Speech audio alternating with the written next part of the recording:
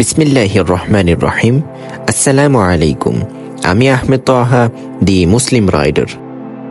তাকাব্বালাল্লাহু মিন্না ওয়া মিনকুম।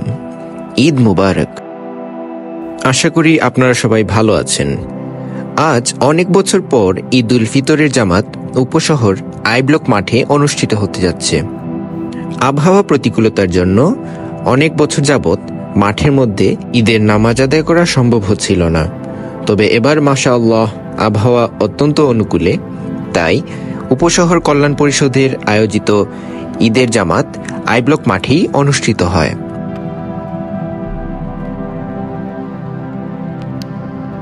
আল্লাহ তাআলার অশেষ রহমতে দুদিন আগেও প্রচণ্ড রোদ দিলেও আজকের দিনটি ছিল খুবই অনুকূলে।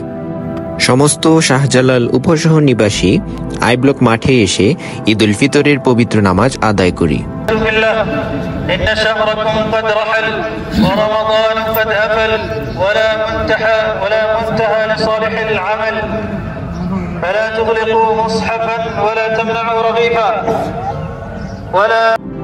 আলহামদুলিল্লাহ, অত্যন্ত সুন্দরভাবেই ঈদ উল ফিতরের নামাজ আদায় করলাম।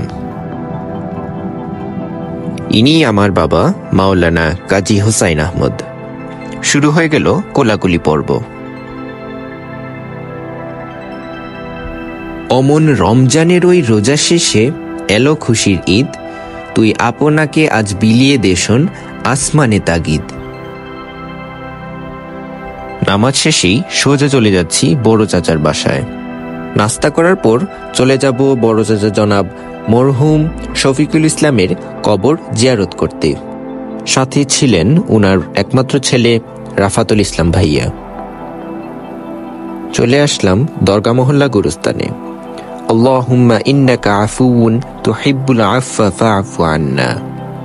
আল্লাহুম্মা আমিন। এই ছিল দি মুসলিম রাইডারের ঈদের সকাল। আশা করি আপনারা সবাই ঈদ সুন্দরভাবে উদযাপন করবেন। আসসালামু আলাইকুম ওয়া রাহমাতুল্লাহি ওয়া বারাকাতুহু।